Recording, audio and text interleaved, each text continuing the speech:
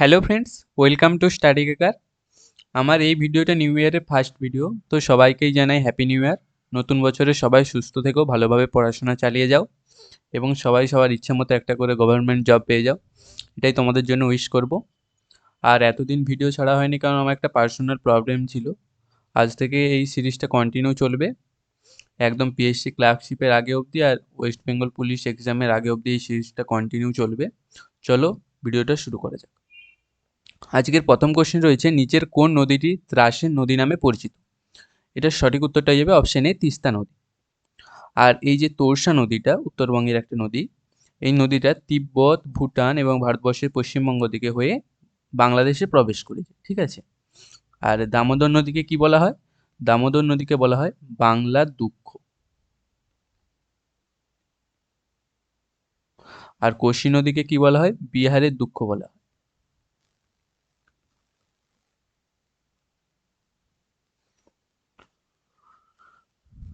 Next question, ভারতের সংবিধান দিবস কবে পালিত হয়? এটার সঠিক উত্তরটা হবে অপশন বি, 26শে নভেম্বর। এই 26শে নভেম্বর সংবিধান দিবস পালন করা হয় তার জন্য কারণটা হলো, ভারতের প্রথম সংবিধান গ্রহণ হয়েছিল, প্রথম সংবিধানটা গৃহীত হয়েছিল 1949 সালে 26শে নভেম্বর, ঠিক আছে। আর প্রথম কার্যকর হয় কবে? 1950 সালে 26শে জানুয়ারি। তাই 26শে জানুয়ারিটাকে আমরা কিভাবে হিসেবে পালন করি? রিপাবলিক ডে বা প্রজাতন্ত্র দিবস। আর 26শে নভেম্বরকে আমরা কনস্টিটিউশন ডে বা সংবিধান দিবস হিসেবে পালন করি। আর 3রা ডিসেম্বরকে আমরা কি হিসাবে সেলিব্রেট করি? ইন্টারন্যাশনাল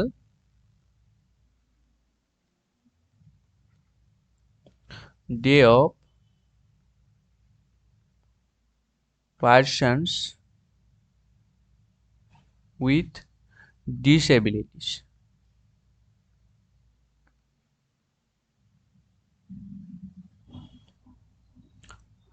মানে হ্যান্ডিক্যাপদের জন্য এই দিনটা আমরা পালন করে থাকি।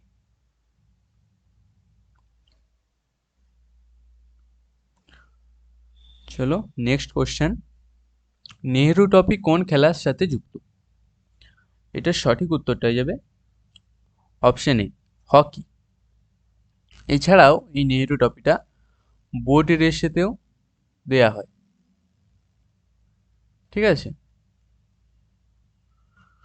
নৌকো নৌকো রেসে। আর হকি খেলার সাথে যুক্ত যেই সমস্ত কাপগুলো আছে মনে রাখবে, খুব ইম্পর্টেন্ট পরীক্ষার জন্য, যেমন স্ট্যানলি কাপ,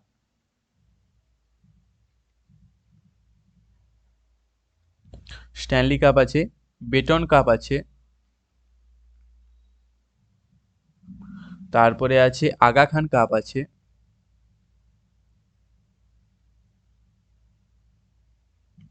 তারপরে আছে lady Ratan Tata trophy, lady Ratan Tata trophy. এগুলো কি সমস্ত, এই সমস্ত কাপগুলো হকি খেলার সাথে যুক্ত। এবার আমরা ব্যাডমিন্টন খেলার সাথে কোন কোন কাপগুলো যুক্ত আছে সেগুলো লিখে নিচ্ছি। ব্যাডমিন্টন খেলার সাথে যুক্ত কাপ হচ্ছে থমাস কাপ, থমাস কাপ যুক্ত আছে। এছাড়াও কনিকা কাপ আছে, যেটা ব্যাডমিন্টন খেলার সাথে যুক্ত। আর আছে উবের কাপ, এটা মহিলাদেরকে দেয়া হয়। এছাড়াও আরো অনেক আছে, এগুলো আমার এখন মনে পড়ছে, আমি এগুলোই লিখলাম। এবার ফুটবল খেলার সাথে যে যে কাপগুলো যুক্ত সেগুলো সম্পর্কে লিখছি। ফুটবলের সাথে যুক্ত কাপগুলো হলো ডুরান্ড কাপ, সবচেয়ে ফেমাস এবং পুরনো ডুরান্ড কাপ, সন্তোষ ট্রফি,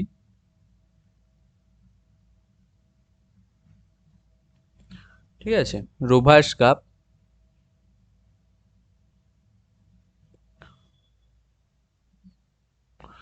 এছাড়াও সুব্রত কাপ আছে,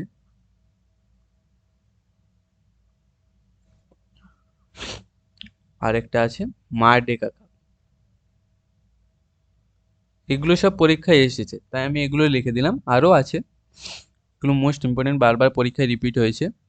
আর ক্রিকেট তো তোমরা সবাই জানো, আমাদের ইন্ডিয়ানদের মধ্যে ক্রিকেট সবচেয়ে পপুলার গেম। তার মধ্যে তিনটে আমি বলে দিচ্ছি। বিজয় হাজারে ট্রফি,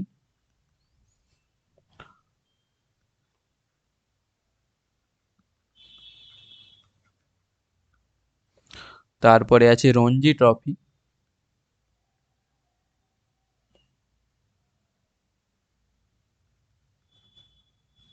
তারপরে আছে সাহারা কাপ।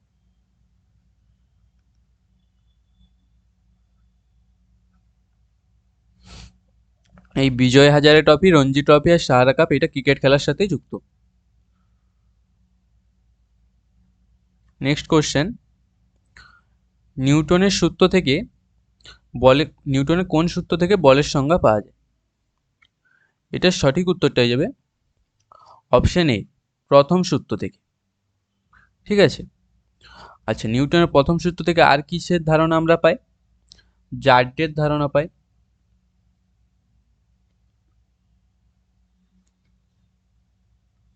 জার্ডের ধারণা পাই, স্থির বস্তু চিরকাল স্থির থাকবে, আর গতিশীল বস্তু চিরকাল গতিশীল থাকবে যেদিনও তাকে বাইরে থেকে কোনো ফোর্স প্রয়োগ করা হয়।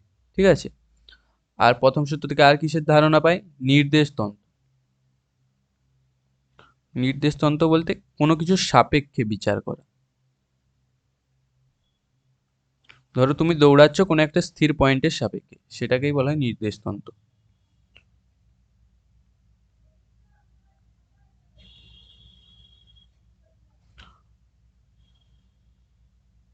প্রথম সূত্র থেকে তাহলে কি পাচ্ছি আমরা? বলের ডেফিনেশন পাচ্ছি, জার্ডের ধারণা পাচ্ছি, নির্দেশতন্ত্রের ধারণা পাচ্ছি। ঠিক আছে।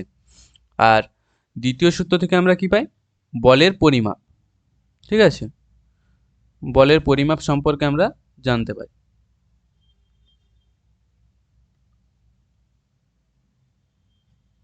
বলের পরিমাপ সম্পর্কে দ্বিতীয় গতিসূত্র থেকে জানতে পারি। এফ সমান এম এ। ঠিক আছে। আরেকটা জানতে পারি, সেটা হচ্ছে ভরবেগ। ভরবেগ সম্পর্কে আমরা কোথা থেকে জানতে পারি? দ্বিতীয় গতিসূত্র থেকে। আর পরীক্ষায় অনেক সময় কোশ্চেন আছে ফোর্সের ইউনিট হিসেবে। ঠিক আছে। ফোর্সের তো এসআই ইউনিট কি আছে?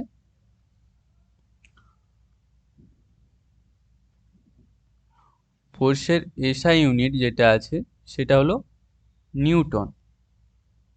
বাট এটা ডাইরেক্ট না দিয়ে পরীক্ষায় অনেক সময় কোশ্চেন আসে, ইউনিটটা দিয়ে দেবে, বলবে এটা কিসের একক। ঠিক আছে। তাই এই এম এর মাত্রা বিশ্লেষণ করতে হবে। ঠিক আছে। ফোর্স সময় আমরা কি জানি? M A, M into acceleration. Acceleration মানে কি? ভেলোসিটি বাই টাইম, মানে বেগের পরিবর্তন বাই সময়, সেটা হচ্ছে অ্যাক্সিলারেশন। তাহলে এটাকে যদি বেগ সমান আমরা কি জানি? বেগ সমান আমরা জানি এস বাই টি, দূরত্বের পরিবর্তন বাই সময়। তাহলে ফোর্সের যে ইউনিটটা হবে, এই দেখো মাস থেকে এসআই ইউনিটটা দেখো, মাস থেকে হয়ে যাচ্ছে কেজি, উপরে আছে এস। এস মানে কিন্তু সময় নয়, এখানে ডিস্টেন্স। ঠিক আছে, সরণটাকে বোঝানো হচ্ছে। তাহলে এস এর ইউনিট কি হবে? দূরত্বের এসআই একক হবে মিটার। আর নিচে দেখো দুটো টি আছে, টি স্কোয়ার হয়ে যাচ্ছে, মানে টাইমের এসআই ইউনিট হবে সেকেন্ডস। যখন এটা উপরে উঠে যাবে তাহলে কি হয়ে যাবে? Second to the power -2।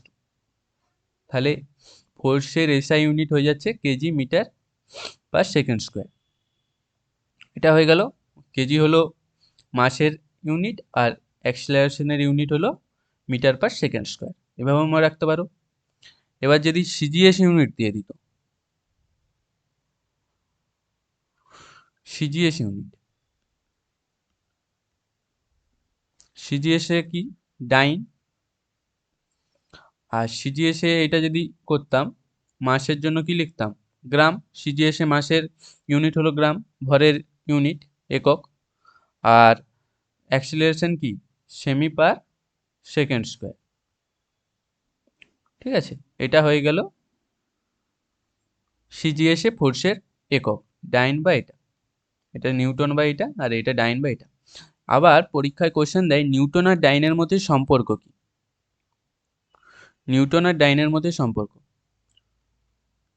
1 Newton সমান 10⁵ ডাইন, এটা মনে রেখে দেবে।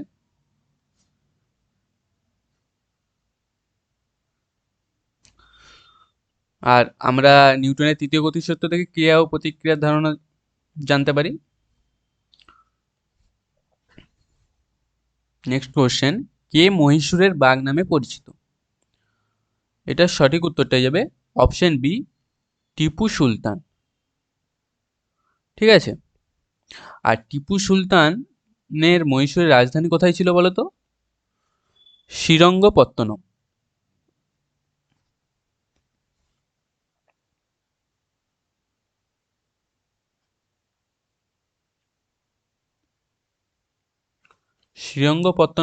পত্তনমে ছিল টিপু সুলতানের রাজধানী। এই টিপু সুলতানের সাথে ফরাজি বণিকদের ভালো সম্পর্ক ছিল, এমনকি নেপোলিয়ান বোনাপার্টের সাথেও ভালো সম্পর্ক ছিল এই টিপু সুলতানের সাথে। নেক্সট কোশ্চেন, দ্বিতীয় বৌদ্ধ সম্মেলন কোথায় হয়েছিল? এটা সঠিক উত্তরটা হয়ে যাবে অপশন সি, বৈশালীতে। ফার্স্ট কোথায় হয়েছিল? ফার্স্ট হয়েছিল রাজগৃহতে ফার্স্ট, সেকেন্ড হয়েছিল বৈশালী, থার্ড হয়েছিল পাটলিপুত্রতে, আর ফোর্থ হয়েছিল কাশ্মীরের, সরি এটা ফোর্থ হবে,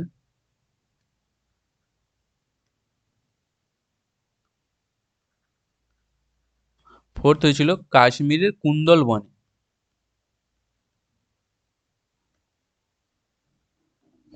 কাশ্মীরের কুন্দলবনে হয়েছিল কনিষ্কের পৃষ্ঠপোষকতায়,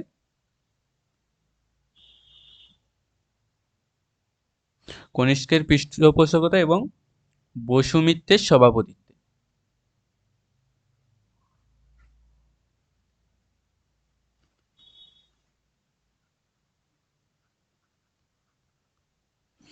ঠিক আছে, মানে এই চতুর্থ বৌদ্ধ সম্মেলনের সভাপতি ছিল বসুমিত্র, এবং সেই সময় রাজা কে ছিল? কনিষ্ক ছিল। কনিষ্কের পৃষ্ঠপোষকতায় এই সম্মেলনটা হয়েছিল। আর এই চতুর্থ সম্মেলনে বৌদ্ধ সম্প্রদায় হীনযান ও মহাযান এই দুটি সম্প্রদায়ে বিভক্ত হয়ে গেছে। হীনযান ও মহাযান।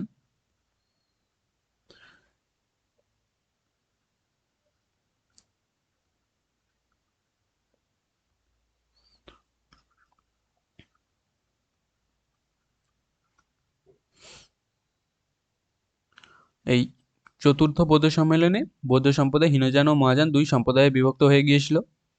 আর প্রথম যে বৌদ্ধ সম্মেলনটা হয়েছিল তার সভাপতি কে ছিল? মহাকাশ্যপ।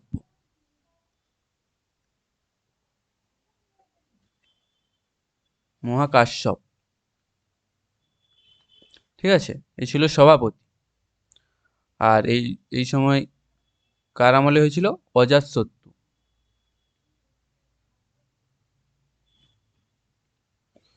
ইনি কোন বংশের রাজা ছিলেন?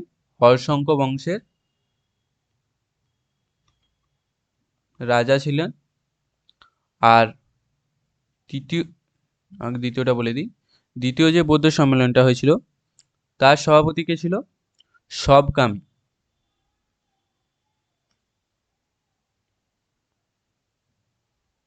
সবকামী ছিল দ্বিতীয় বৌদ্ধ সম্মেলনের সভাপতি, এবং এটা কার সময় হয়েছিল? কালাশোকের আমলে।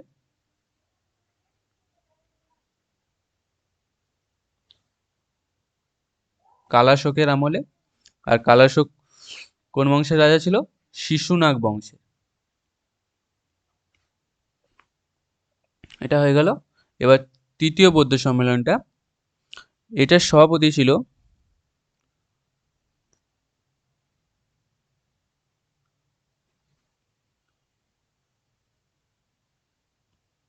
মোগলিপুত্র তিসসা, এটা আমারও মনে থাকে না এই নামটা, একবার দেখে নিলে অপশন দেখলে মনে পড়ে যাবে অটোমেটিক। মোগলিপুত্র তিসসা।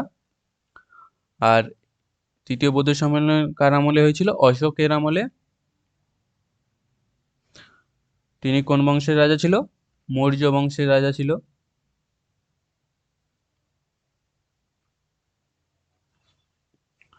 আর এই প্রত্যেকটা বৌদ্ধ সম্মেলন যে হয়েছিল কত খ্রিস্টাব্দে হয়েছিল আর কত খ্রিস্টপূর্বাব্দে হয়েছিল সেগুলো বলে দিচ্ছি দেখো। এই ফার্স্ট বৌদ্ধ সম্মেলন যেটা হয়েছিল সেটা হয়েছিল 483 খ্রিস্টপূর্বাব্দ।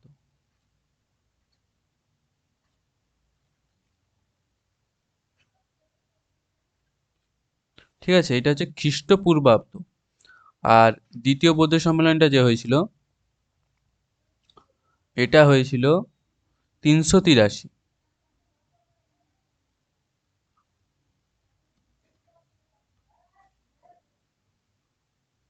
এটা হয়েছিল 383 খ্রিস্টপূর্বাব্দ, সেকেন্ড ডেটটা। ঠিক আছে, আর থার্ডটা যা হয়েছিল, থার্ডটা হয়েছিল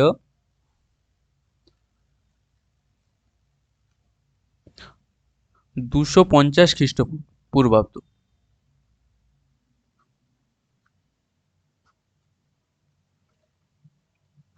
ঠিক আছে, আর চতুর্থ যে বৌদ্ধ সম্মেলনটা হয়েছিল সেটা কিন্তু খ্রিস্টপূর্বাব্দ নয়। এই তিনটা দেখো, ফার্স্টটা 483, সেকেন্ডটা 383 খ্রিস্টপূর্বাব্দ, থার্ডটা 250 খ্রিস্টপূর্বাব্দ হচ্ছে, আর ফোর্থ যেটা সেটা কিন্তু খ্রিস্টপূর্বাব্দ নয়, সেটা হচ্ছে 72 খ্রিস্টাব্দ।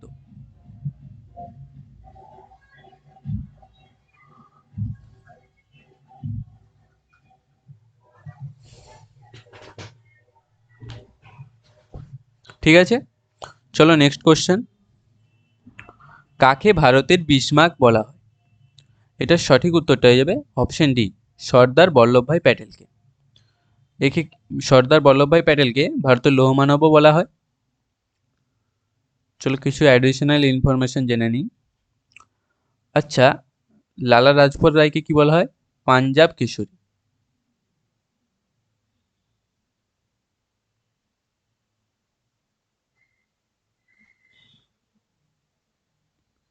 পাঞ্জাব কেশরী বলা হয়। আর মহাত্মা গান্ধীকে বাপুজি বলা হয় বা জাতির জনক। এই জাতির জনকটা, মহাত্মা গান্ধীকে জাতির জনক কে বলেছিল বলো তো? বলেছিল সুভাষচন্দ্র বসু।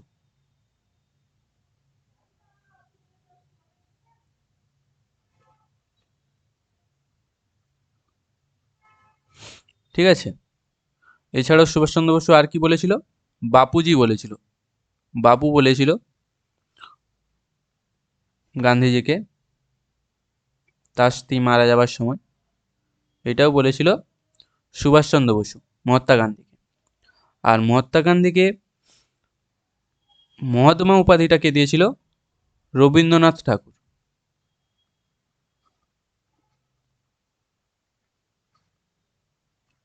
জিকে এভাবেই লিঙ্ক করে পড়তে হবে, তাহলে দেখবে অটোমেটিক 20-30টা ক্লাস করার পর দেখবে তোমার অটোমেটিক জিকেতে কনফিডেন্স চলে আসবে।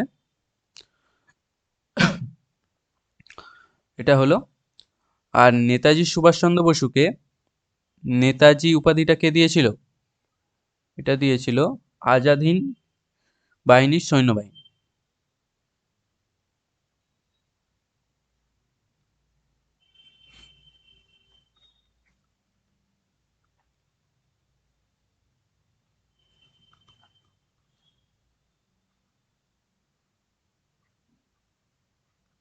আজাদ হিন্দ বাহিনীর সৈন্যবাহিনী সুভাষচন্দ্র বসুকে নেতাজি উপাধিটা দিয়েছিল। নেক্সট কোশ্চেন, ভারতের বিপ্লববাদের জননী কাকে বলা হয়? এটার সঠিক উত্তরটা হয়ে যাবে, এটা কিন্তু জনক বলেছে, জননী বলেনি। ভারতের বিপ্লববাদের জনক বলেছে, এক্ষেত্রে উত্তরটা মাদাম ভিকাজি কামা হবে না। উত্তরটা হয়ে যাবে বাসুদেব বলবন্ত ফাদকে। একে ভারতের সশস্ত্র বিপ্লববাদের জনকও বলা হয়।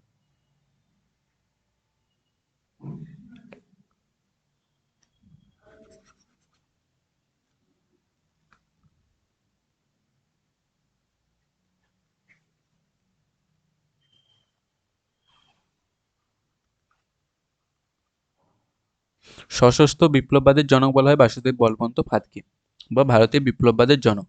আর মাদাম ভিকাজি কামাকে কি বলা হয়? ভারতের বিপ্লববাদের জননী।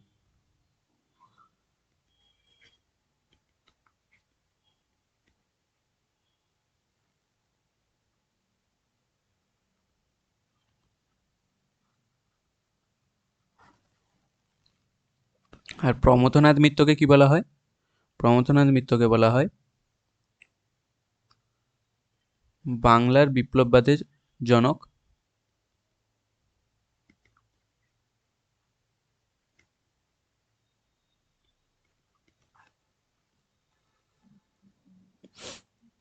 ঠিক আছে,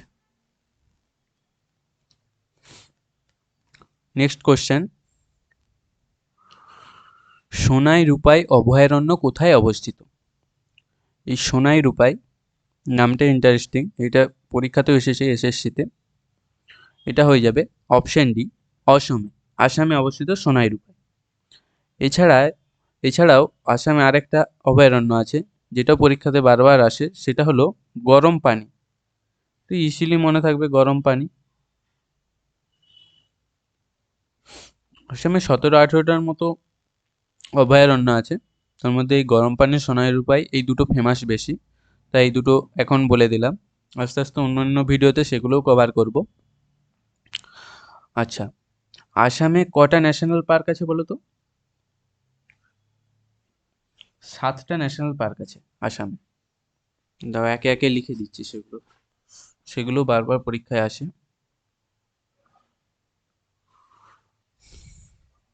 এগুলো সব আসামে লিখছি, ঠিক আছে? আসামে যেসব ন্যাশনাল পার্কগুলো আছে, ন্যাশনাল পার্ক বা জাতীয় উদ্যান, ঠিক আছে? ফার্স্টটা হচ্ছে কাজিরাঙা।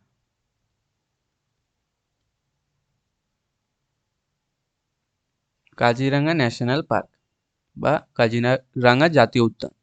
সেকেন্ডটা হচ্ছে মানস জাতীয় উদ্যান বা মানস ন্যাশনাল পার্ক। থার্ডটা হচ্ছে দ্য ওরাং ন্যাশনাল পার্ক।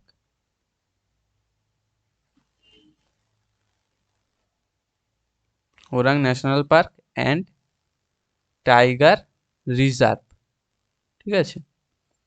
4 নাম্বারটা হচ্ছে ডিব্রু শিখোয়া। ডিব্রু শিখোয়া।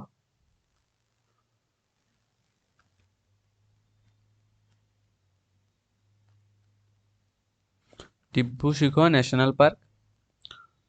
5 নাম্বারটা হচ্ছে দ্য ডিহাং পাটকাই।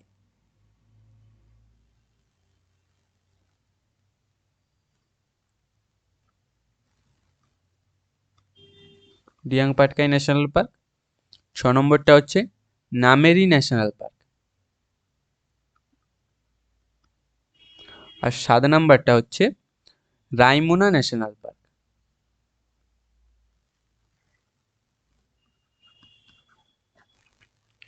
তুমি যখন ফার্স্ট টাইম এই 7টা নাম শুনবে, তোমার তো মাথার উপর দেখে যাবে, মনেও থাকবে না, মনে করার দরকারও নেই। এরকম একবার ফার্স্ট টাইম শুনলে তো 7টা ন্যাশনাল পার্ক, আবার যখন অন্য কোনো জিকে ভিডিও দেখবে, তো তখন দেখবে এই নামেরই ন্যাশনাল পার্ক কোথায় অবস্থিত।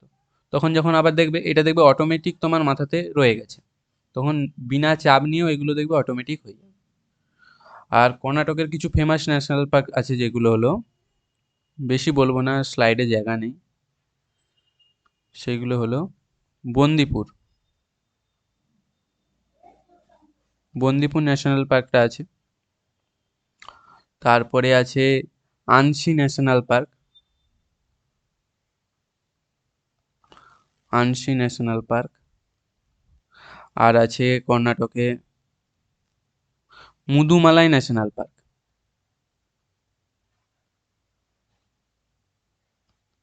মুদুমালাই জাতীয় উদ্যান। আর একটা আছে নাগারহোল জাতীয় উদ্যান বা টাইগার রিজার্ভ, সেটাও কর্ণাটকে অবস্থিত। সেটা আমাদের পরে নেক্সট নয়, 27 নাম্বার কোশ্চেনে আছে, পরে ডিসকাস করব। ছত্তিশগড়ে কি কি আছে বলো তো? ছত্তিশগড়ে মূলত 3টা ন্যাশনাল পার্ক আছে, ঠিক আছে?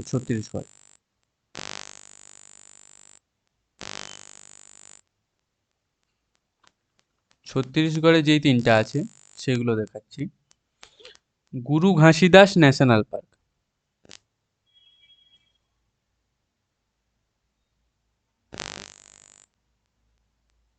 গুরু ঘাসিদাস ন্যাশনাল পার্ক। সেকেন্ড কি আছে?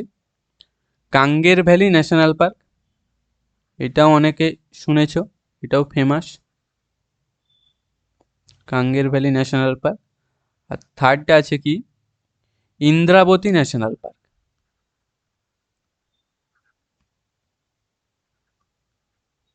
ঠিক আছে, তাহলে ছত্তিশগড়ে তিনটেই আছে মোট টোটাল, আর নেই। সেগুলো হলো Guru Ghasidas national park, Kanger valley national park আর ইন্দ্রাবতী ন্যাশনাল পার্ক। আর সিকিমে একটাই আছে মাত্র, সেটা হলো কাঞ্চনজঙ্ঘা ন্যাশনাল পার্ক।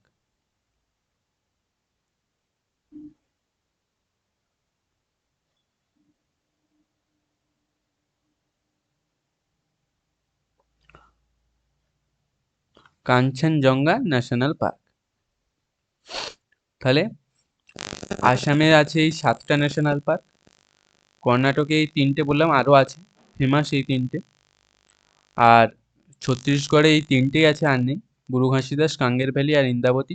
আর সিকিমে আছে কাঞ্চনজঙ্ঘা ন্যাশনাল পার্ক। আর সোনাই রূপাই অভয়ারণ্য আছে অসমে, আর গরমবাড়ি অভয়ারণ্য আছে অসমে। চলো নেক্সট কোশ্চেন। কোশ্চেন নাম্বার 10, নিম্নের কে মারাঠা কেশরী নামে পরিচিত? এটার সঠিক উত্তরটা হবে অপশন এ, লালা লাজপত রায়। তিনি দুটো পত্রিকার সম্পাদনা করতেন, একটা হচ্ছে মারাঠা আর একটা কেশরী। মারাঠা পত্রিকা, যেটা কোন ভাষায় প্রকাশিত হতো? ইংলিশ, মারাঠা ভাষা, কিন্তু পত্রিকাটার নাম মারাঠা, কিন্তু মনে রাখবে এটা কোন ভাষায় প্রকাশিত হতো? ইংলিশ। আর আরেকটা পত্রিকা ছিল কেশরী, ঠিক আছে, সেটা কোন ভাষায় প্রকাশিত হতো? সেটা প্রকাশিত হতো মারাঠা ভাষায়। এটা মনে রাখবে, অপোজিট। মারাঠা পত্রিকাটা কিন্তু মারাঠা ভাষায় প্রকাশিত হতো না, সেটা হতো ইংরেজি ভাষাতে। আর কেশরী পত্রিকাটা প্রকাশ হতো মারাঠা ভাষাতে। আর টি প্রকাশমকে কি বলা হয়? টি প্রকাশমকে বলা হয় অন্ধ্র কেশরী, অন্ধ্রপ্রদেশের অন্ধ্র কেশরী।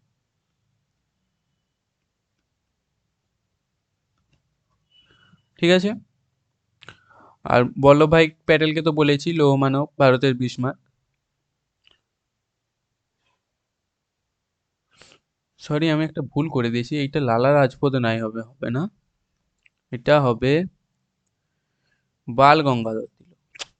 মিস্টেক। এই যে পত্রিকাগুলো, এগুলো করেছিল কে? বাল গঙ্গাধর তিলক। ঠিক আছে, এইটা হয়ে যাবে সঠিক উত্তর। মারাঠা কেশরী নামে কে পরিচিত ছিল? বাল গঙ্গাধর তিলক। তিনি এই দুটো পত্রিকা প্রকাশ করতো, একটা হচ্ছে মারাঠা আর একটা কেশরী, যেটা ইংলিশ ভাষায়, আর কেশরীটা হচ্ছে মারাঠা ভাষায়। আর লালা লাজপত রায়কে কি বলা হয়? পাঞ্জাব কেশরী।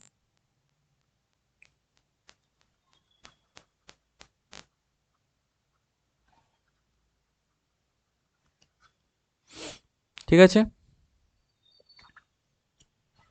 এছাড়াও বালগঙ্গাধর তিলক শিবাজী উৎসব, গণপতি উৎসব চালু করেছিল। নেক্সট কোশ্চেন, প্রিয়দর্শী নামে কে পরিচিত ছিল? প্রিয়দর্শী, এটাও খুব ফেমাস কোশ্চেন। এটার সঠিক উত্তরটাই যাবে অশোক। ঠিক আছে। এছাড়াও অশোক কি নামে পরিচিত ছিল? দেবনাম প্রিয়, প্রিয়দর্শী ছাড়াও।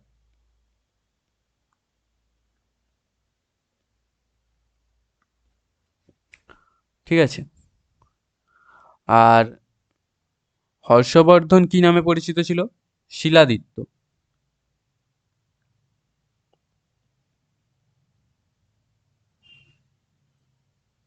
হর্ষবর্ধন শিলাদিত্য নামে পরিচিত ছিল। আর বিন্দুসার কি নামে পরিচিত ছিল? অমিত্রাঘাত।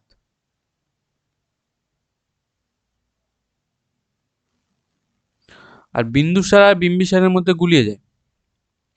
বিম্বিসার বললে কি হবে? যদি বিম্বিসার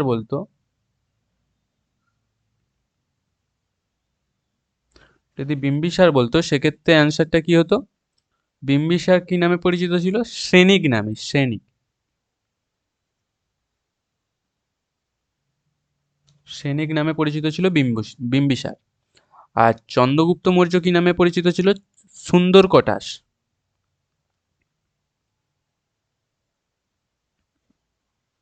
সুন্দর কটাস নামে পরিচিত ছিল চন্দ্রগুপ্ত মৌর্য।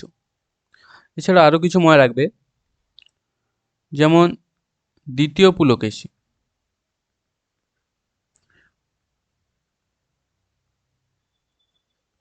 ইনি কি নামে পরিচিত ছিল? পরমেশ্বর নামে পরিচিত ছিল। আর কুতুবুদ্দিন আইবক লাক বক্স নামে পরিচিত ছিল।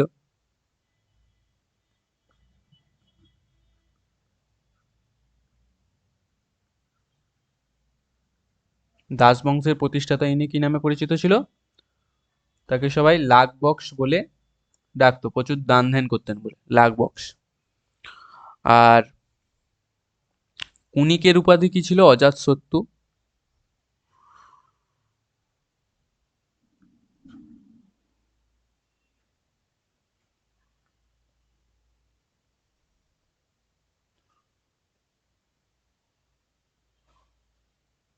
অজাতশত্রুর উপাধি ছিল কুনিক। আর দ্বিতীয় চন্দ্রগুপ্তেরটা কভার করা হয়নি, ওটাও করে দিচ্ছি। দ্বিতীয় চন্দ্রগুপ্তটা হবে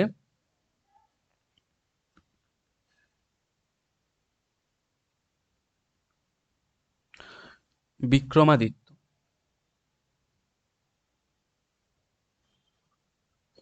বিক্রমাদিত্য আর সকারি নামে পরিচিত ছিল।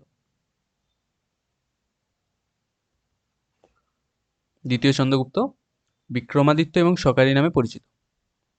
আচ্ছা, সমুদ্রগুপ্ত কি নামে পরিচিত ছিল? ভারতের নেপোলিয়ান। এটা লিখছি না, মনে রেখে দেবে। আরেকটা লিখে দিই, কনিষ্ক।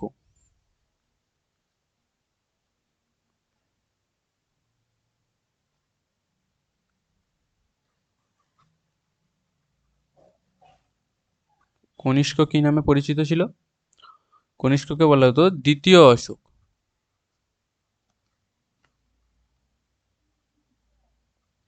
কোনো কোনো বইয়ে কনিষ্ককে দেবপুত্র হিসেবেও পরিচিত ছিল, এটাও দেয়া আছে। মেনলি কনিষ্ককে দ্বিতীয় অশোক বলা হতো। নেক্সট কোশ্চেন, প্রিয়দর্শিকা নাটকটি কার লেখা? এই প্রিয়দর্শিকার আগের স্লাইডে প্রিয়দর্শীর মধ্যে গুলিয়ে ফেলো না, এটা ছিল অশোক, প্রিয়দর্শী নামে পরিচিত ছিল।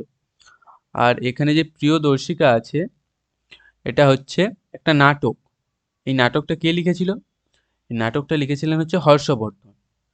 তিনটে নাটক লিখেছিল হর্ষবর্ধন, সেগুলো হলো, তা পরীক্ষাতে এসেছে অলরেডি, নাগানন্দ।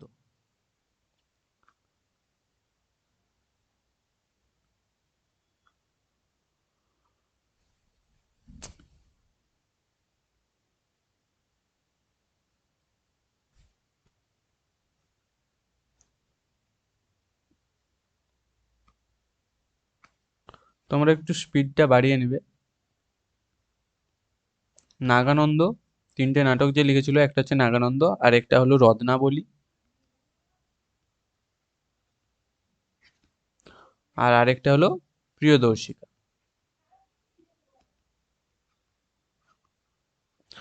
নাগানন্দ, রত্নাবলী, প্রিয়দর্শিকা, এই তিনটে নাটক লিখেছিল হর্ষবর্ধন। আচ্ছা, কালিদাস কি কি লিখেছিল? কালিদাসকে কি বলা হয়? ভারতের শেক্সপিয়ার বলা হয় কালিদাসকে। কালিদাস লিখেছিল মেঘদূত। মেঘদূত লিখেছিল। অভিজ্ঞানম শকুন্তলম লিখেছিল। অভিজ্ঞান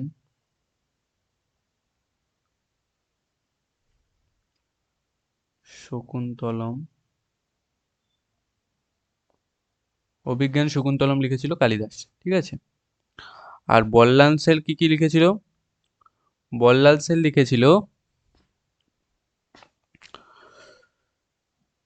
দানসাগর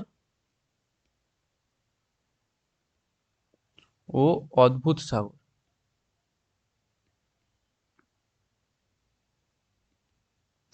এই দুটো বই লিখেছিল বল্লাল সেন। আর স্বামী বিবেকানন্দ কি কি লিখেছিল? স্বামী বিবেকানন্দ লিখেছিল বর্তমান ভারত,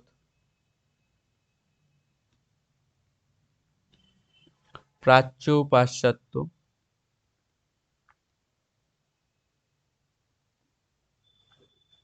আর লিখেছিল পরিব্রাজক।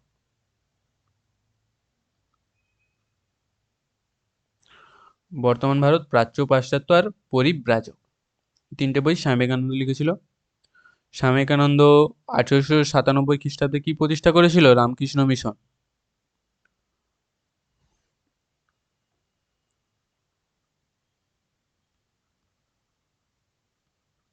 কত সালে প্রতিষ্ঠা করেছিল? 1897 খ্রিস্টাব্দে। ঠিক আছে। এছাড়াও আরো কতকগুলো বইয়ের নাম বলছি যেগুলো খুব পরীক্ষায় আসে। সেগুলো হলো রাজতরঙ্গিনী,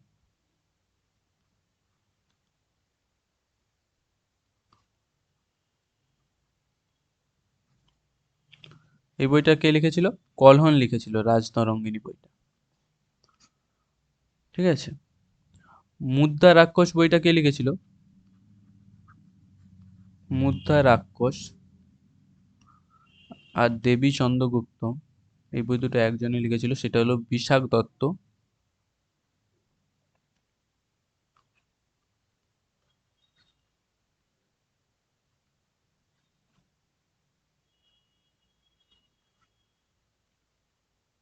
দেবী চন্দ্রগুপ্তম আর মুদ্রা রাক্ষস এই বই দুটো লিখেছিল বিশাখ দত্ত। ঠিক আছে।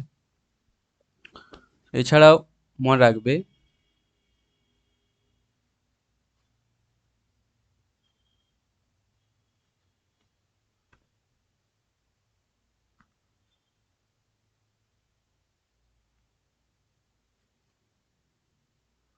মহাভাষ্য কে লিখেছিল?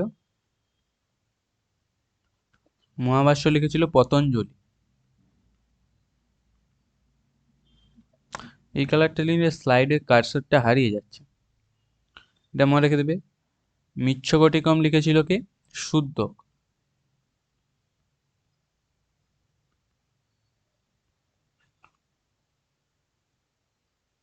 মিচ্ছকটিকম লিখেছিল শূদ্রক। এগুলো মনে রাখো। নেক্সট কোশ্চেন, কোন ষড়যন্ত্র মামলায় অভিযুক্ত হয়ে ভগৎ সিং ফাঁসিতে প্রাণ দেন? এটার সঠিক উত্তরটা হবে অপশন বি, লাহোর ষড়যন্ত্র মামলা। ঠিক আছে। এই লাহোর ষড়যন্ত্র মামলাটা কি? এই 17ই ডিসেম্বর 1927 খ্রিস্টাব্দে ভগৎ সিং,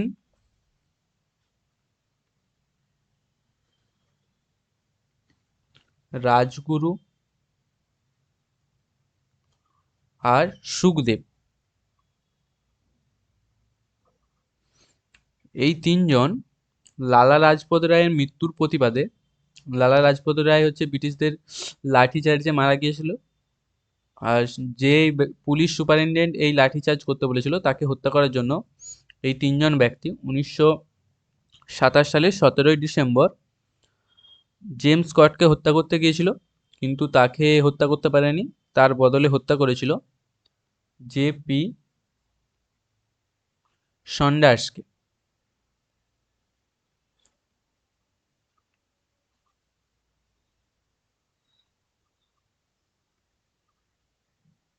জে.পি. সন্ডার্সকে হত্যা করেছিল।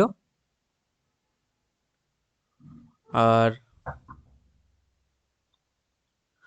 মিরাট ষড়যন্ত্র মামলাকে আমরা কি বলি? Judicial scandal.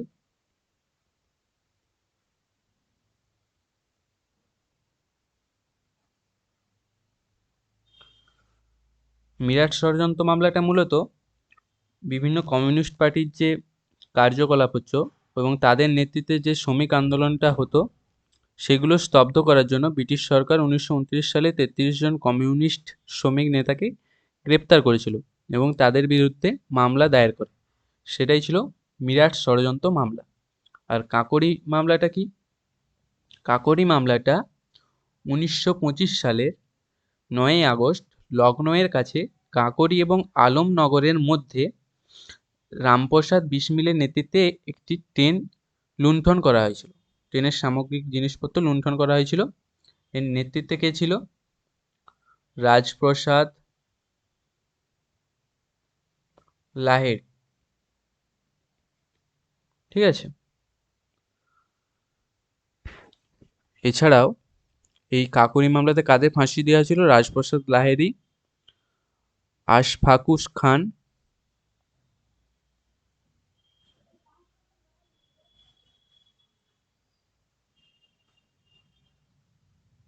আর চন্দ্রশেখর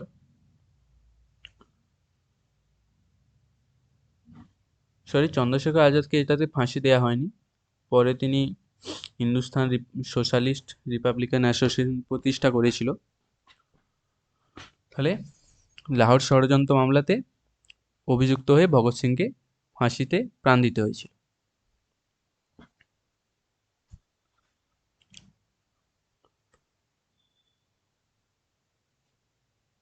নেক্সট কোশ্চেন, নিচের কোন গ্রহটি ব্রাহ্মণ গ্রহের মধ্যে পড়ে না? এটার সঠিক উত্তরটা হবে অপশন সি, নেপচুন। এটা হলো সৌরজগতের সবচেয়ে শীতলতম গ্রহ।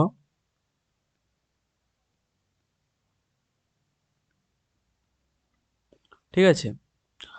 আর এটা হচ্ছে পৃথিবী মানে সৌরজগতের অষ্টমতম গ্রহ দূরত্বের হিসাবে।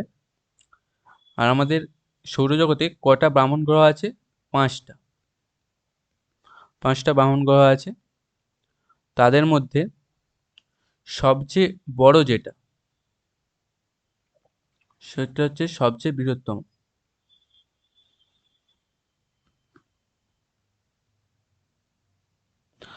আর সব সেরেস হলো সবচেয়ে ক্ষুদ্রতম।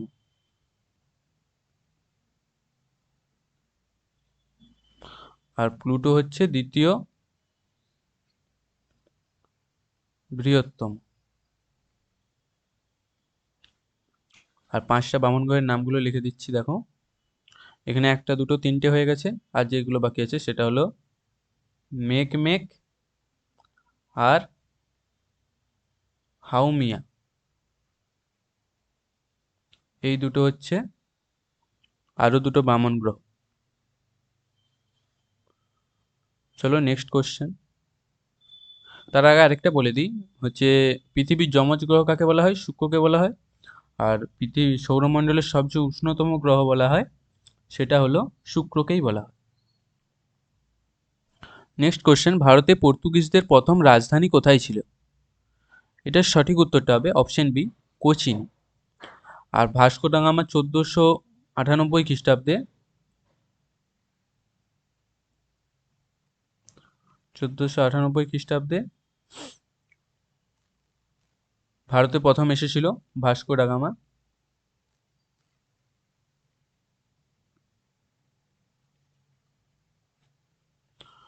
কালিকট বন্দরে এসে পৌঁছেছিল গুজরাটে। ঠিক আছে। প্রথম রাজধানীটা স্থাপন করেছিল এখানে কোচিনে, দুর্গটা স্থাপন করেছিল। নেক্সট কোশ্চেন, লোকসভায় প্রিসাইডিং অফিসারকে কি বলা হয়? এটার সঠিক উত্তরটা হচ্ছে অপশন বি, স্পিকার। তিনি এই লোকসভার স্পিকারই বিচার করে একটা বিল মানি বিল কিনা। ঠিক আছে। কোশ্চেন নাম্বার 17, বিটুমিনাস কয়লার কার্বনের পরিমাণ কত? এটার সঠিক উত্তরটা হবে অপশন বি, 78 থেকে 86%। এটা হচ্ছে বিটুমিনাস কয়লার কার্বনের পরিমাণ। আর সবচেয়ে উচ্চতম মানে উন্নত মানের কার্বনের নাম কি? অ্যান্থাসাইট।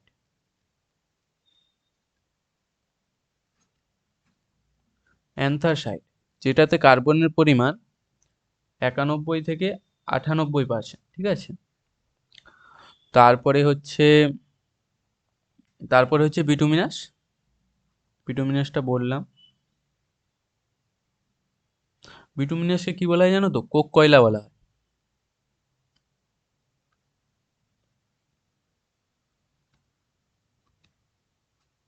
বিটুমিনাসকে কোক কয়লা বলা হয়। তারপরে হচ্ছে লিগনাইট। লিগনাইট কয়লা, যেটাকে বাদামি কয়লা বলা হয়।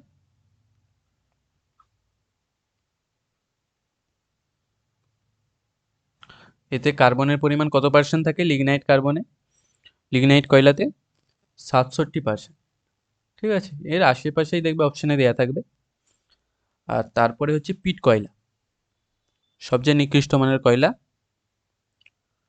সেটা হলো পিট কয়লা। এতে কার্বনের পরিমাণ 55%-এর কম। ঠিক আছে, চলো নেক্সট কোশ্চেন।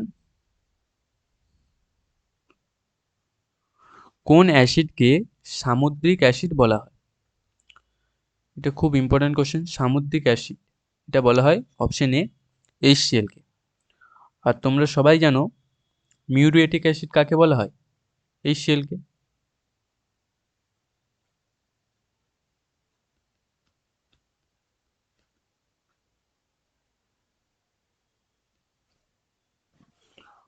আর আমাদের রসায়নের রাজা কাকে বলা হয়? রসায়নের রাজা বা অ্যাসিডের রাজা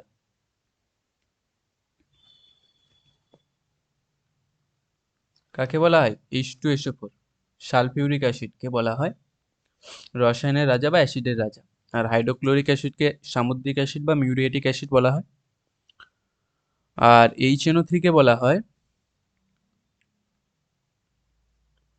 তেজি জল।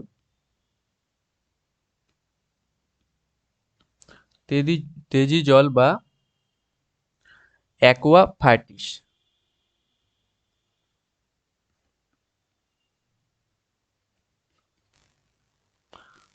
তেজি জল বা অ্যাকোয়া ফার্টিস বলে HNO3। এবার আরেকটা point, important point, aqua Rizia বা অম্লরাজ। অম্লরাজ বা অ্যাকোয়া রিজিয়া,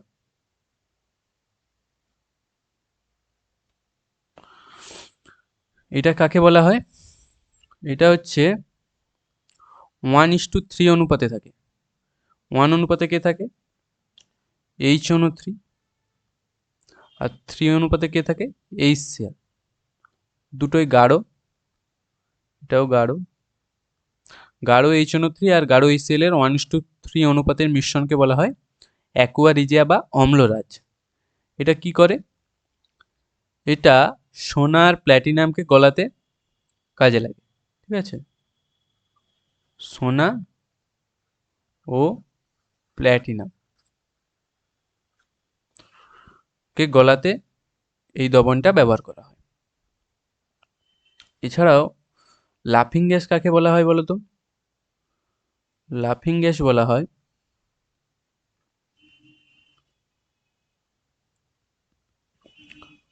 নাইট্রাস অক্সাইডকে লাফিং গ্যাস বলা হয়। আর অয়েল অফ ভিট্রিয়ল কাকে বলা হয়? H2SO4 কে বলা হয় অয়েল অফ ভিট্রিয়ল। এখানে দেখলাম রাসায়নিক রাজা, অ্যাসিডের রাজা, আরেকটা নাম হচ্ছে অয়েল অফ ভিট্রিয়ল।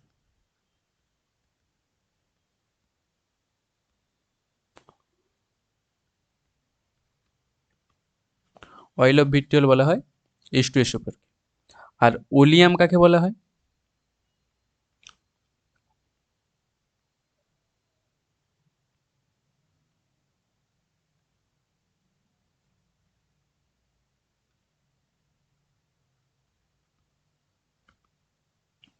ওলিয়াম বলা হয় H2S2O7। ঠিক আছে, এইটাকে বলা হয় ওলিয়াম। আর এটাকেই বলা হয় H2SO4, এই ওলিয়ামটাকে বলা হয় ধূমিয়মান সালফিউরিক অ্যাসিড বা পাইরো সালফিউরিক অ্যাসিড।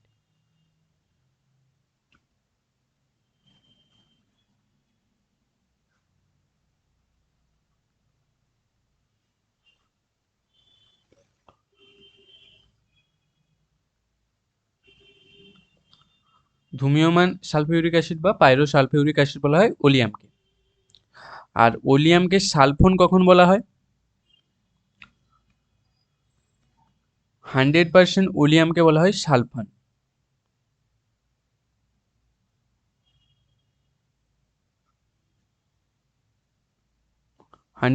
ওলিয়ামকে বলা হয় সালফান। যখন 100% H2SO4 100% এসও থেকে অ্যাবসর্ব করে বা শোষণ করে, তখন তাকে বলা হয় সালফান। ঠিক আছে, চলো আরেকটা বলে দিই। আচ্ছা, বলয় পরীক্ষা কোন অ্যাসিডকে শনাক্ত করতে ব্যবহার করা হয় বলো তো? HNO3। বলয় পরীক্ষা HNO3 শনাক্তকরণ পদ্ধতি ব্যবহার করা হয়। আর এই যে বলয় পরীক্ষায় বাদামি রঙের বলয়টা তৈরি হয়, সেটার যদি সংকেত তৈরি করে বলে বাদামি বলয়টার, সেটার সংকেত বললে কি হবে? সেটা হয়ে যাবে FeNO SO4।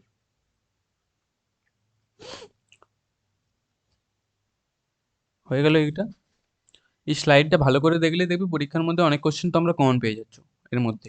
ঠিক আছে, নেক্সট কোশ্চেন, কার্বাইড বাতিতে নিচের কোন গ্যাসটি জ্বলে?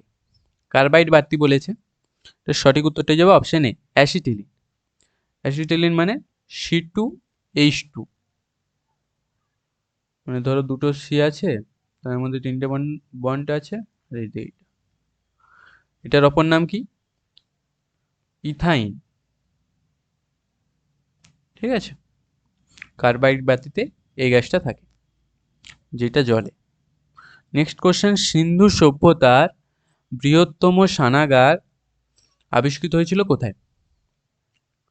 তো সঠিক উত্তরটা জানো সবাই, মহেঞ্জোদারোতে। এই যে স্নানাগারটা আবিষ্কার হয়েছিল তার লেন্থ আর দৈর্ঘ্য প্রস্থ কত ছিল? দৈর্ঘ্য ছিল 180 ফুট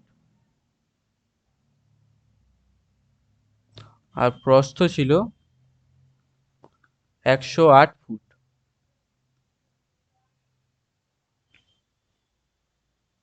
এরকমই কিছু একটা ছিল, হয় এইটা গভীরতা ছিল আর একটা দৈর্ঘ্য প্রস্থ ছিল, এরকম কিছু একটা ছিল। ঠিক আছে, আমার ঠিক মনে পড়ছে না এটা। আর লোথালকে কি বলা হয় বলো তো? সিন্ধু সভ্যতার ম্যানচেস্টার। সিন্ধু বা হরপ্পা সভ্যতার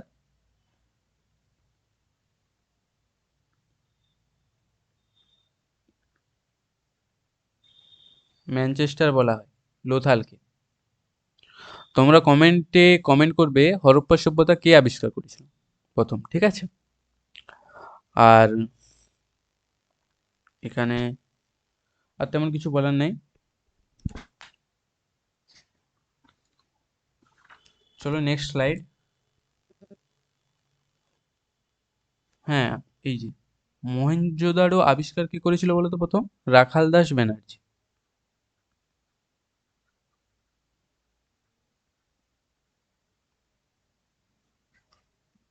ঠিক আছে, নেক্সট কোশ্চেন, উপরাষ্ট্রপতির রাষ্ট্রপতি হিসাবে দায়িত্ব পালন করার সর্বোচ্চ মেয়াদ কত? এটা ইম্পর্টেন্ট কোশ্চেন। এটা যখন ধরো রাষ্ট্রপতি মারা যান বা কোনো কারণে তার শরীর অসুস্থ হয়ে যায়, তিনি আর সেই পদের দায়িত্ব সামলাতে পারেন না, তখন উপরাষ্ট্রপতি রাষ্ট্রপতি হিসেবে দায়িত্ব পালন করে। আর সেটা সর্বোচ্চ কত দিনের জন্য করতে পারে? সেটা হচ্ছে সর্বোচ্চ 6 মাসের জন্য করতে পারে। তার মধ্যেই নতুন রাষ্ট্রপতিকে আমাদেরকে নির্বাচন করতে হয়। ঠিক আছে, নেক্সট কোশ্চেন, লোকসভায় পাশ হওয়া একটি অর্থ বিল রাজ্যসভাতেও পাশ হয়েছে বলে ধরে নেওয়া হয়, যে ক্ষেত্রে উচ্চকক্ষ থেকে এই বিষয়ে কোনো পদক্ষেপ গ্রহণ করা যায় না।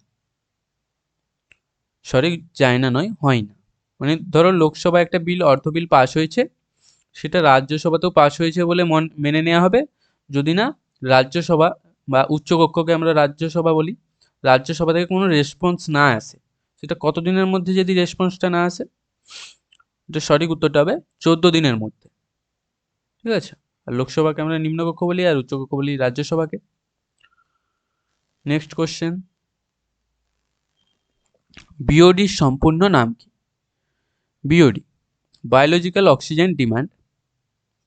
যখন দেখবে মাঠের কৃষি জমির আশেপাশে যে সমস্ত জলাশয়গুলো থাকে না, তাতে দেখবে বৃষ্টির সময় কৃষি জমি থেকে যেই সমস্ত রাসায়নিক সারগুলো সেগুলো ধুয়ে এসে, বৃষ্টির জলে ধুয়ে এসে ওই জলাশয়ে এসে মিশে। তার ফলে কি হয়, ওই জলাশয়ে পুষ্টি পদার্থ পরিমাণ বেড়ে যায়।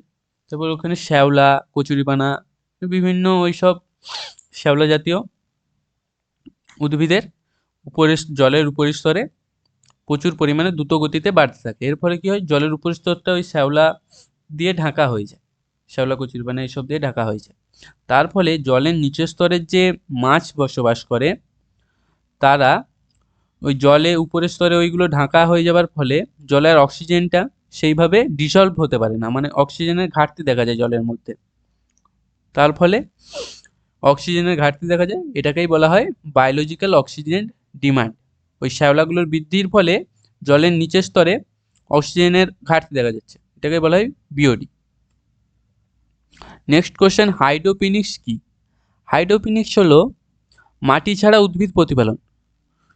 মানে উদ্ভিদের বৃদ্ধির জন্য, ফুল ফোটার জন্য, বড় ফল ধরার জন্য যে সমস্ত খনিজ পদার্থ বা খনিজ পুষ্টি প্রয়োজন, সেইগুলোই একটা পাত্রের মধ্যে সেগুলো দেওয়া থাকে আর জল থাকে। ঠিক আছে, সেখানে মাটি থাকে না। ওই পুষ্টি পদার্থগুলো নিয়মিত সরবরাহ করা হয়, আর জলটা সরবরাহ করা হয়, আর অক্সিজেন সরবরাহ করা হয় জলের মধ্যে দিয়ে। সেখানে কৃত্রিমভাবে মাটি ছাড়া গাছকে বৃদ্ধি ঘটানো হয়। ঠিক আছে, যেমন ব্রকলি, এইসব গাছগুলোকে মাটি ছাড়া হাইড্রোপনিক্সে বৃদ্ধি ঘটানো হয়। এটাকেই বলা হয় হাইড্রোপনিক্স, মাটি ছাড়া উদ্ভিদ প্রতিপালনকে। Next question, Nagarhole national park.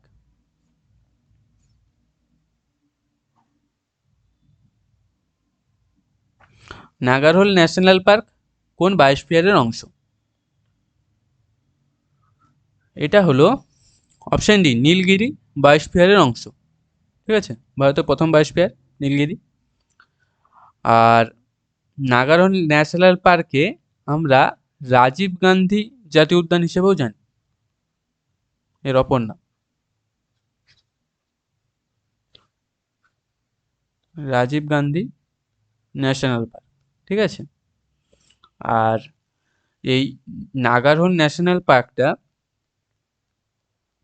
Brahmagiri পর্বত দ্বারা বেষ্টিত। ব্রহ্মগিরি পর্বত দ্বারা বেষ্টিত। এটা কোন রাজ্যে দেখা যায়? কর্ণাটক। ঠিক আছে, নেক্সট কোশ্চেন, ভারতের কোন রাজ্যে সবচেয়ে বেশি বনভূমি রয়েছে? বনভূমি রয়েছে মানে সবচেয়ে বেশি বনভূমি রয়েছে, সেটার সঠিক উত্তরটা হয়ে যাবে মধ্যপ্রদেশ। মধ্যপ্রদেশে সবচেয়ে বেশি বনভূমি রয়েছে। যদি কোশ্চেনটা করতো ভারতের কোন রাজ্যে বনভূমির শতকরা পরিমাণ সবচেয়ে বেশি, শতকরা কথাটা উল্লেখ থাকতো, শতকরা পরিমাণ সবচেয়ে বেশি, সেক্ষেত্রে অ্যান্সারটা কি হয়ে যেত? সেক্ষেত্রে অ্যান্সারটা হলো মিজোরাম। মিজোরামে বনভূমির শতকরা হিসেবে সবচেয়ে বেশি আছে।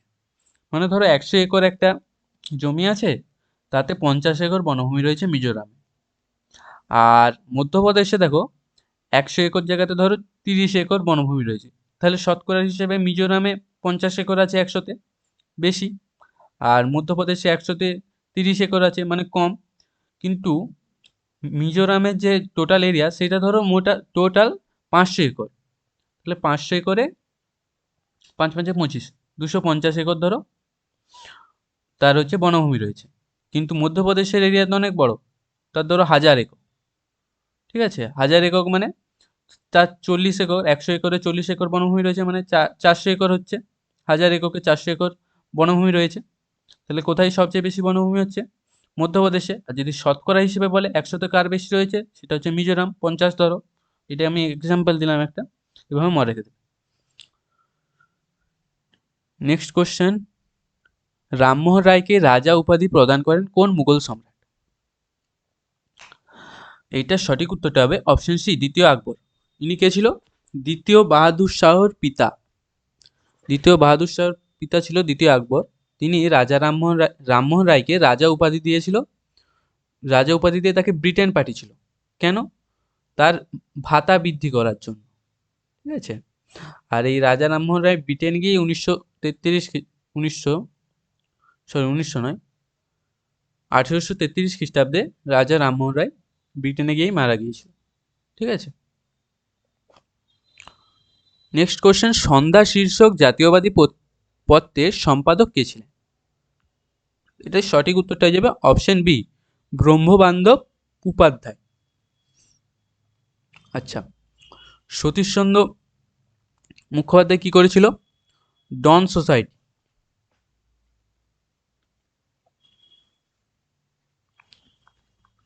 প্রতিষ্ঠা করেছিল 1902 সালে। আর শিশির কুমার ঘোষ কি করেছিল? শিশির কুমার ঘোষ অমৃতবাজার পত্রিকার সম্পাদক ছিল।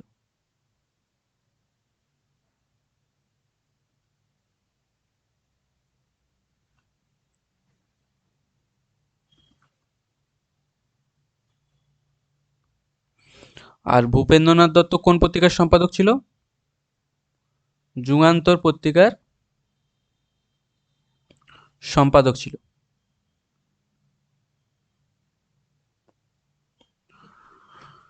নেক্সট কোশ্চেন, 29 নাম্বার কোশ্চেন, বলছে এইচটিএমএল শব্দটির সম্পূর্ণ নাম কি? এই এইচটিএমএল টার্মটা কোথার সাথে জড়িত বলো তো? Computer related question. তোমরা যে ওয়েব পেজ ইউজ করো, ওয়েবসাইট, ঠিক আছে, ক্লিক করলে একটা ওয়েব পেজ খুলে গেল। ঠিক আছে, এটা ধরো একটা ওয়েব পেজ। ওয়েব পেজ খুলে দেখবে এখানে ধরো লগ ইন অপশান আছে, লগ ইন। এখানে ধরো সাইন আপ অপশান আছে। এখানে ধরো একটা অপশান আছে কোর্স। ঠিক আছে, এখানে ধরো একটা অপশান আছে অ্যাবাউট। পেজে এরকম বিভিন্ন জায়গায় অপশান থাকে তো অ্যাবাউট। এখানে ধরো কোর্সগুলো আছে, কোর্স আছে। কোর্সের এখানে ধরো একটা ব্যাচ আছে ম্যাথ ক্র্যাশ কোর্স। এখানে ধরো 30 days রিভিশন ক্লাস, এরকম বলে এখানে হেডিং থাকবে আর এখানে ভিডিওগুলোর ক্লাসগুলো থাকে। এই যে স্ট্রাকচার, একটা পেজে কোথায় কি থাকবে, এখানে লগ ইন থাকবে, এখানে কোর্স থাকবে, এখানে ধরো ম্যাথ 30 day ক্র্যাশ কোর্স, এই কোর্সটা এখানে থাকবে। এই যে স্ট্রাকচার, কোনখানে কি থাকবে, এই যে কঙ্কালটা, এই যে স্কেলিটনটা, এটা কোন ল্যাঙ্গুয়েজের মাধ্যমে আমরা করতে পারি? সেটা হচ্ছে এইচটিএমএল। ঠিক আছে, যেটার পুরো নাম হলো হাইপার টেক্সট মার্কআপ ল্যাঙ্গুয়েজ। আর এগুলো জাস্ট এরকম বক্সের মতোই হবে এইচটিএমএল ল্যাঙ্গুয়েজ। আর এইগুলোকে কালারিং, তোমরা যখন ওয়েবসাইট খুলো তখন দেখবে সব কালারিং কালারিং করা থাকে, বিভিন্ন ডিজাইন করা থাকে। সেই ডিজাইন আর কালারিংটা কি দিয়ে হয় বলো তো? সিএসএস ল্যাঙ্গুয়েজ দিয়ে। সিএসএস, সিএসএস, যেটার পুরো নাম হচ্ছে cascading style sheets. Cascading style sheet.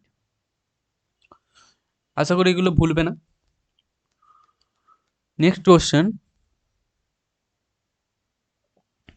নিচের কোন দেশটি সার্কের সদস্য নয়?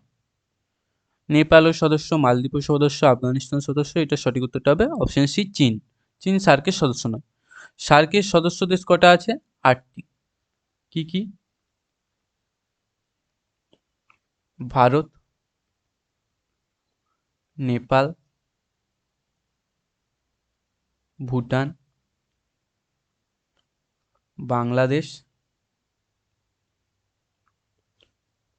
পাকিস্তান, আফগানিস্তান,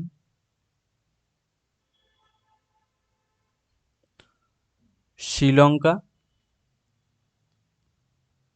ও মালদ্বীপ। এই 8টা দেশ 1 2 3 4 5 6 7 8 এই 8টা দেশ হলো সার্কের সদস্য দেশ। আচ্ছা, সার্কের সদর দপ্তর কোথায় অবস্থিত? সদর দপ্তর নেপালের